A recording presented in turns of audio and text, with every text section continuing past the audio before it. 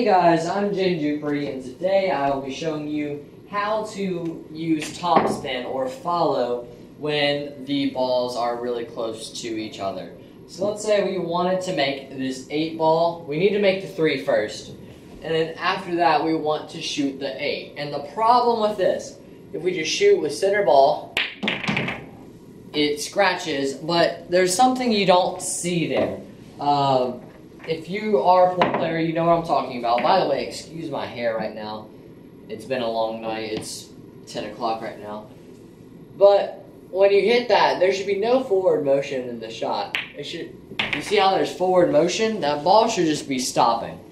And that's because we are performing a double hit. And I'll put these further away so I can just do it in slow motion for you. But it's stopping, and then our tip is hitting it again. And that is illegal. So we need to find a way to get back for the 8. There are 2 cleared ways to do this. These are recognized as legal shots if you do them correctly. There's the 2mm draw, which is real hard. Just like that. You have to get that tip out of the way.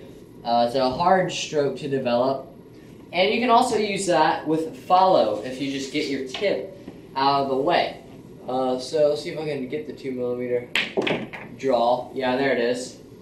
So that is actually not a double hit. I had a lot of people comment on my last one on the 2mm draw that it was. It's actually not. It's been cleared by all leagues.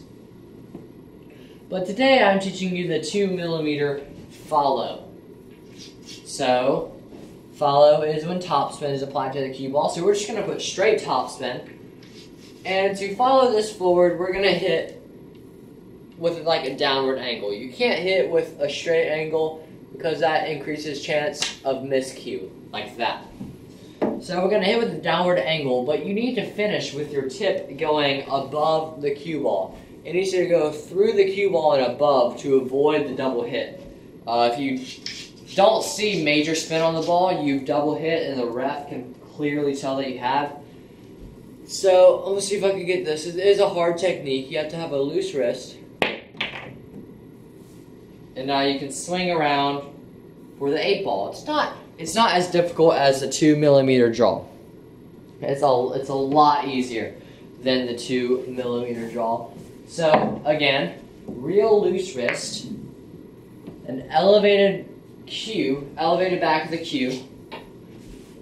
We're not aiming directly into 3, we're aiming a little bit to the side. We're aiming about right there. So the harder you hit, the faster it'll go, and it has the possibility to jump. So that is the 2mm follow. And now we can look at some more examples of this shot. This shot can actually be used to a very extreme level. So I'm going to put that ball there. And let's say we want to shoot the 8 next. And it's down here. And we have this 9 blocking our path. And these 2 balls are real close to each other. Like that. This 9 is blocking our natural path. We could try the 2mm draw, but it's real hard in this case. You could try to masse, but it's going to be hard to reach. And it's just a tough shot because you can still end up behind the 9. You can play for a jump shot next, but one of the easiest routes is to just follow around the 9. So with that top spin, we're going to hit real hard into this rail with that top spin, and then you can spin out for the 8. And that's the simple way to do it. There's a real hard way that has a possibility of making the 8 as well. And it's really tough from like across the whole table, but I'm gonna try it real quick, see if I can get it. Yeah, I almost got it. I'm trying to just curve around the 9 completely. You need a real loose wrist and a quick snap to get this. You need to hit real hard too. So let's try it one more time. Yeah. So it's a tough shot. You can try it by yourself at home. Give it one final try. So I just recommend doing the regular topspin, but I find this way fun. even if you mess this way up, you still should be good for the 8, so. That's it. Then you'll always be good for the 8 as long as you're not behind the 9.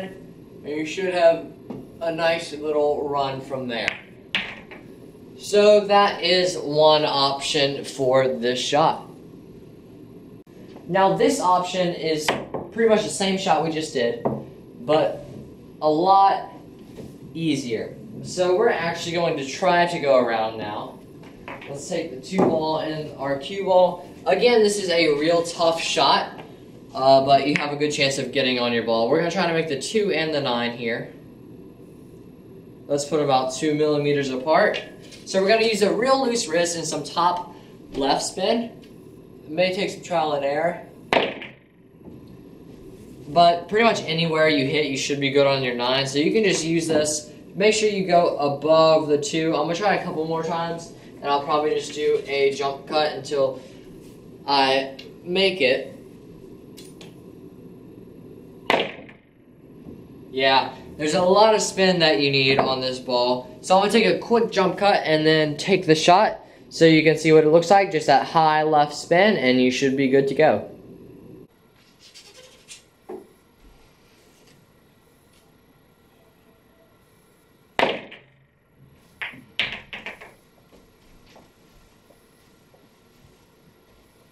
So a lot of spin and speed is required to make these shots happen. It's mostly in the wrist, and just a quick follow above like that. It's gonna feel like you're miscuing, but just know in your mind that you are not. This can be done, I guess, if you're playing safe against a ball like this. Usually you can aim into a rail and like kind of go around it. Let's see if I can remember this correctly. I think it's something like this. Like if you want to play a follow shot around the ball and they're real close. This is also common if you have a ball like that and you need to kind of force it around. Then you can use that little top spin.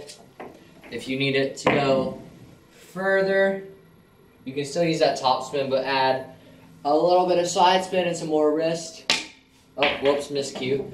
That's the hardest part, not miscuing, because you gotta hit high enough to where you get that spin, but you gotta hit low enough to where you don't miscue. So let's add some more elevation. Get that spin, and there you have it.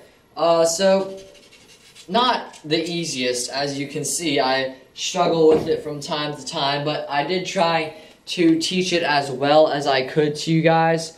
So if you have any questions, leave them down below and I will try to answer them. I don't know everything about this. Just make sure you're chalked up when you shoot these. I'm gonna unchalk my tip for you real quick. Like, I'm gonna remove all of the chalk with my hand. And now I'm gonna try this. Thank you guys so much for watching. I really hope you enjoyed. If you did, please click the like button down below. If you want to be notified when I post a new video, you can click the subscribe button and then the bell icon right next to it. That'll just send you an email and a notification saying that I've uploaded a new video. Thank you guys so much for 12,900 subscribers. We are almost at 13,000. That's an incredible number. I didn't think we would reach it as fast as we have. It's been over the course of a few months that we've reached almost 13,000 people now. So thank you guys so much for that. If you have any questions, just leave them down in the comment section below. If you have any tutorial requests, anything you want me to do, leave that down in the comment section below. I'll be live streaming pretty much every day, so just stay tuned in. I don't have an exact time. But thank you guys so much for watching, and I really hope this video helped you become a better pool player.